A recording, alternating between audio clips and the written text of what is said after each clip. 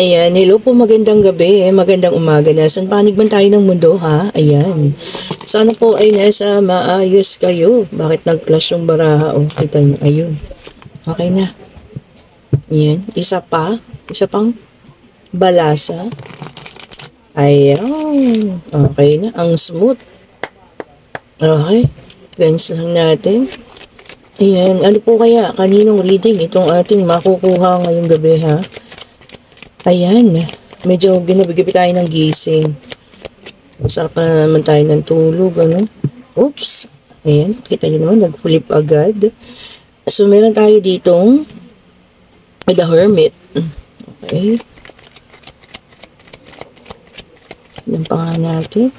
Kung kaninong reading ang ating makukuha ngayon, ha? Meron tayong Ten of Cups. Ang ganda, oh. Ten of Cups. Signifies also abundance. And then, meron tayong King of Cups. Ayan.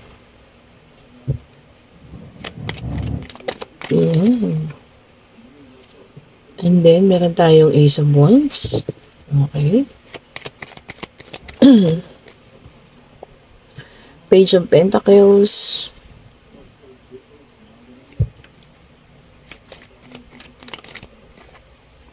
And a Knight of Cups. Dalawang offer.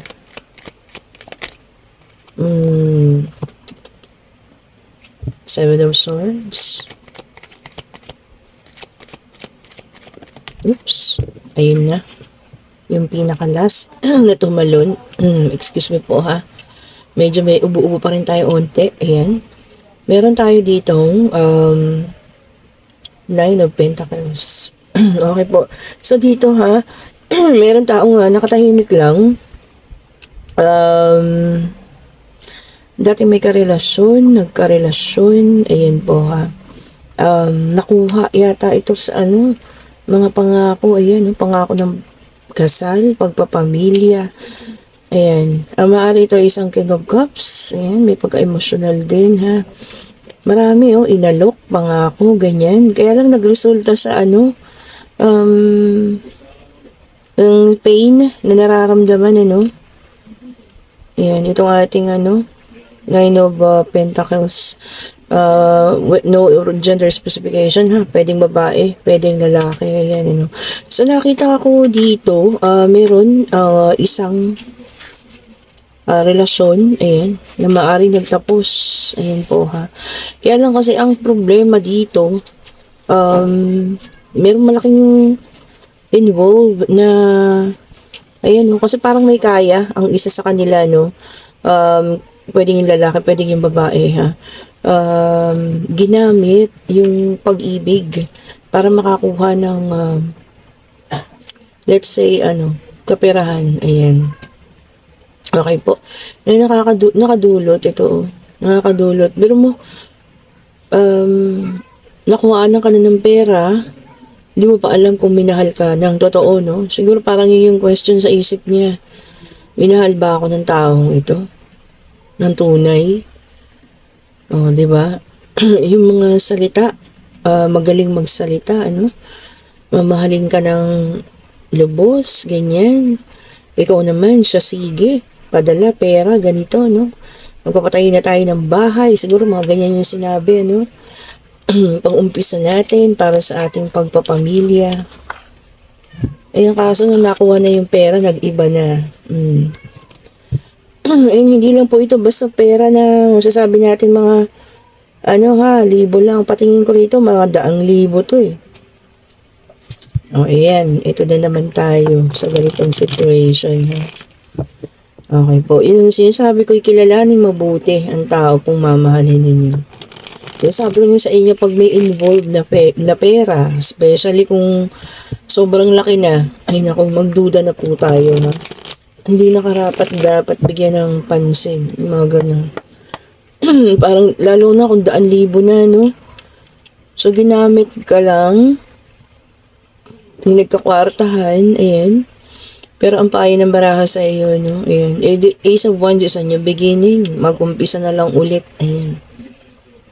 Kasi alam naman ng Panginoon na marunong at malakas kang kumita ng pera. Yan, malapit ka. Ang tawag dyan, malapit ka sa financial stability. Yun nga lang, hindi ka makalimot-limot kasi ang pakiramdam mo, niloko ka ng taong ito no? And meron tayong the Fool, air sign. Ayan, yung beginning na nga lang daw po. Hindi, sabi niya maging optimistic.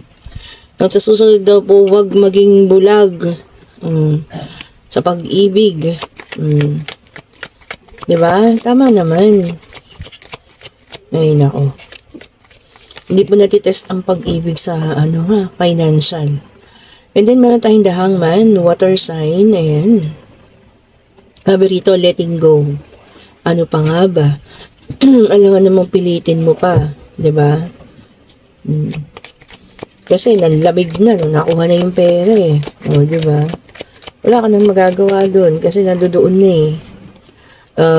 ay, hindi mo talaga. Oh, this is the death card, water sign. So, ending. Tapos na. Sa nakita ko, feeling ko, sa unang situation, hindi lang yun ikaw. Feeling ko, yun na yung gawain niya. Okay? Para ma-love sa kanya yung mga tao, tapos mga babae, lalaki, ganun pineperahan niya lang. Yun na yung ginawa niyan, source of income. Ang pangit, grabe. And then, meron tayong the moon. Oh, yan. May nag-i-illusion pa sa inyo dyan na pwede pang maayos. Wala na. Hindi na po. Illusion na lang yun. Alam niyo kung bakit. Kasi nakuha niya na yung gusto niya. Pera lang ang habol niya. Ang sakit, Pero yun po yung katotohanan niya. And then, meron tayong 10 of Cups. Ito para sa ilan naman, Para sa iba. Water sign, Cancer, Scorpio, and Pisces. Puro water. Katubigan. Isa lang yung air, Ayan, puro water po. Para sa iba, blissful relationship lang. Oh, diba? Maayos lang. Walang problema. Oh, diba? Yun po sinasabi ko sa inyo, kung sobrang in love kayo at nagtiwala kayo at nagbigay ng pera, nako. Tapos nagkaroon ng pagbabago o sudden change sa taong ito, nako. Ay, alam nyo na, ginusto lang kayo or pinadama lang kayo, And then, meron tayong 2 of Swords, air sign, Gemini, Libra, and Aquarius. Ayan. Thinking before making a decision. Tama. Lahat ng bagay po, pag-isipan natin bago natin ibitaw ang pagdidesisyon. Especially kung ganyang involved ang kaperahan, Bago nyo bitawan ng kasi ang financial niyo, pinaghihirapan nyo yan. Hindi man basta-basta pinupulot ang pera, especially mga nasa abroad po, Hindi pinupulot ang pera, kailangan pong paghihirapan niya para po ninyo makuha, O, diba? Kumbaga, dugot pawis ang nakalaan dyan, tapos ipapadala nyo lang ng galong-ganon sa isang taong hindi nyo naman lubusan nakikilala. So, yun po, pag-isipan pong mabuti. O, karma. Life cycle. Oh, iikot naman daw ang kapalaran. Hindi palaging ikaw yung nagaganyan. So, ibig sabihin, kung ganyan ang ginawa ng isang tao ng loko, yan na rin yung karma niya sa susunod. Hindi man ikaw yung makagante, pero meron at merong gagante para sa'yo. Okay? And then, meron tayong the devil, which is an earth sign. Ayan, lumabas na lahat, naka-reverse the devil. Sabi, restoring control. Tama. I-restore ang control sa sarili, I-restore din po yung pag-control sa inyong mga finances, mga ganyan, Ikaw at ikaw lamang po ang dapat kumontrol, Hindi po ibang tao. Ayan. And then, meron tayong Ace of Cups, water sign. Nakita nyo naman to, apaw-apaw na biyaya. Ayan, galing sa langit, Dala-dala ng ating kalapati. So, ayan, ito, natin to, ang tawag dyan, saluhin na natin yan, apaw-apaw, Pwede rin yung sa love life, ayan. Yun nga, blissful lang, ayan. Pwede rin siyang marriage proposal. Oh, ayan Kung ano man yan, para sa inyo. Pulutin nyo yung inyo at itapon yung hindi sa inyo. Okay? Yun lang ang mahirap talaga, kasi nag-invest ka ng emotion, nag-invest ka pa ng financial. Tapos ang pagkabigay mo, wala na. Tapos na. Ganun na lang. Di ba? Ang hirap. Kaya po maging wise tayo ngayon, ha? Maging matalino, ha? Sa susunod po, ibangko nyo na lang ang pera ninyo. Ingat din po sa mga investment, ha? Dami ng investment ng mga networking. Ingat po kayo sa lalo ng mga nasa abroad. And then, meron tayong, for Wands in Reverse, which is a fire sign. Personal celebration. O, may magsa-celebrate dito ng lang. Hindi, ang tawag dito? Hindi na ipagtatawag or hindi na mag-invite. Personal lang daw. Tapos sabi, breakdown in communication. May mga magbubukas na komunikasyon. Ayan. So, ayan kung sino po yung mga, baka mapapatawad yun na, i-unblock na, ganun, Ayan.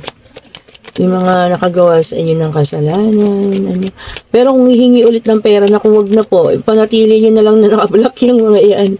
Okay po? Kasi lalo lang kayong, na naman, sasakit ang ulo nyo pagka yan inyong pinagbuksan nyo na naman ng komunikasyon, ha. Yan, i-block nyo na natuluyan yung mga yan. Lalo lang mga makakapal ng mga face. Naku, ginawa kayong bangko. Diba? Block nyo na natuluyan yan po. Huwag nyo nang bigyan ng pagkakataong kayo ay kanilang kausapin pa. And then, meron tayong the sun. Yan. Sabi rito, happiness. Yan. Diba? Maging masaya lang daw po. Maging positive. Oo nga naman. Kahit anong nangyari, basta positive lang tayo palagi and focus po, ha, sa mga bagay-bagay. Diba? Kasi kahit pa paano, at least kung positive mo, ma-attract mo yung positivity. Alisin na yung all mga negative na yan. Bigay nyo na sa kanila para sa kanila sila yung maka-attract ng mga negative things, no? Diba? Ito, tignan nga natin. The justice. Diba?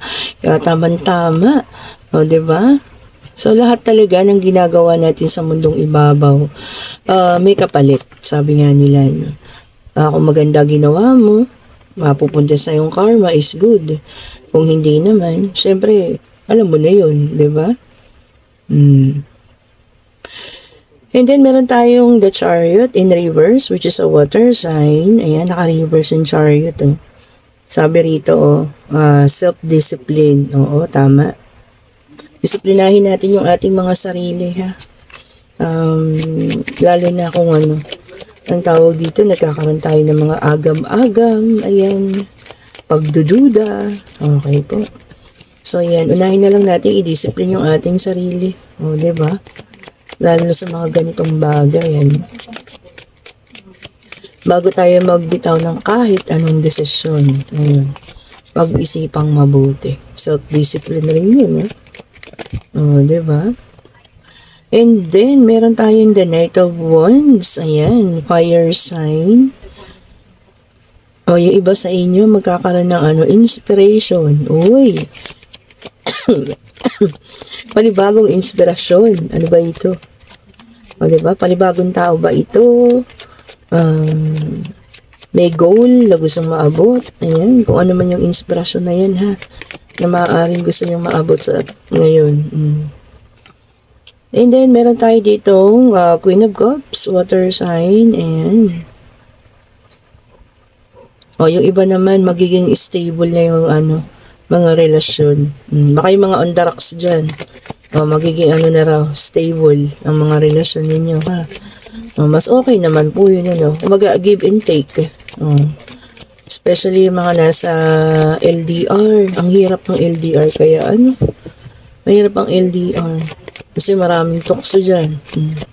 Ang wish ko sana lahat kayo ay merong stable na relasyon. Diba? Para hanggang sa pag-uwi ng mga person ninyo ay maging maayos ang inyong relasyon. Diba? Dasal lang po, ha, pananalig sa Diyos. Eto na. Kasi sabi ko pa lang, dalawa sila. Bale, unahin natin ito isa. Ito siya yung una. So, meron tayong the Hierophant. Ayan, yun nga. Kasasabi ko pa lang, dasal. Ayan. The Hierophant symbolizes church, kung ano man yung religion ninyo. Ayan.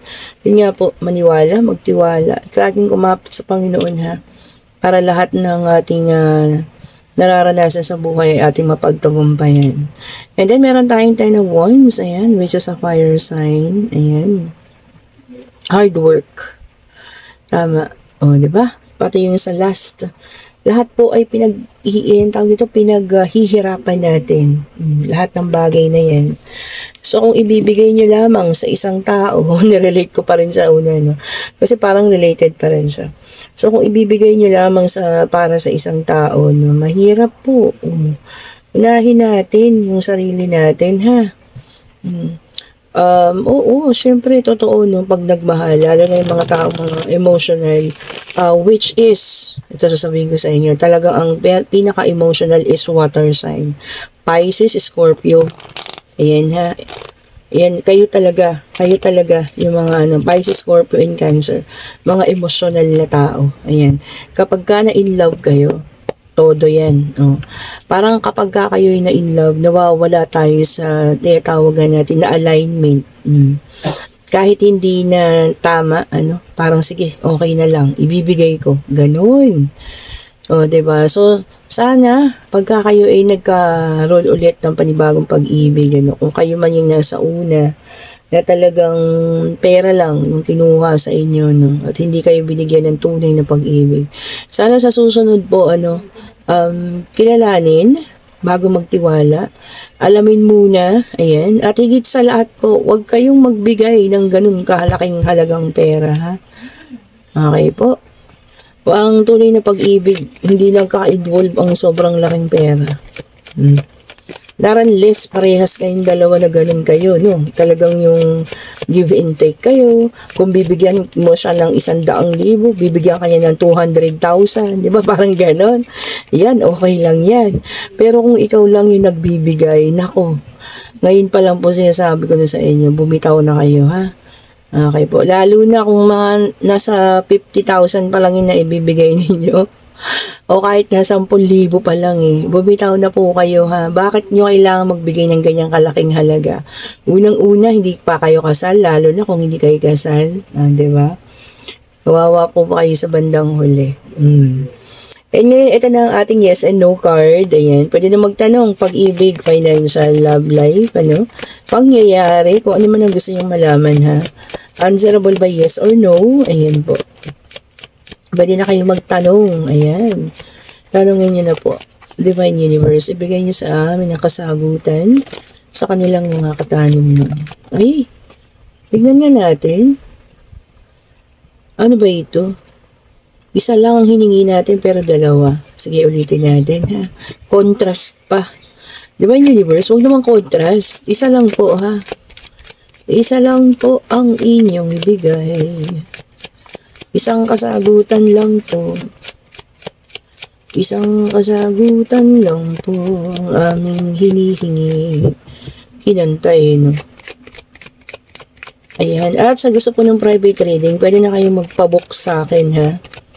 Ayan. Next week, pwedeng any day na next week, kayo na yung pumili. Monday to Friday. Ayan, kasi nabago na yung schedule ng pasok ko. Pang alas 3 na po ako ng madaling araw. Ayan. So, pwede na ako mag-reading every day. Ayan. Huwag lang lalampas ng alas 11. Ayan. Kahit hanggang alas 10 ng gabi. Kahit anong araw, pwede na po, ha? Ayan. Kasi, ayun nga, nabago na. At ito na ang sagot. Pasensya na medyo natagalan. Kasi gusto ko talaga yung tumatalon. And yes po ang sagot. Yes po ang sagot, ha. And may pagbabalikan dito.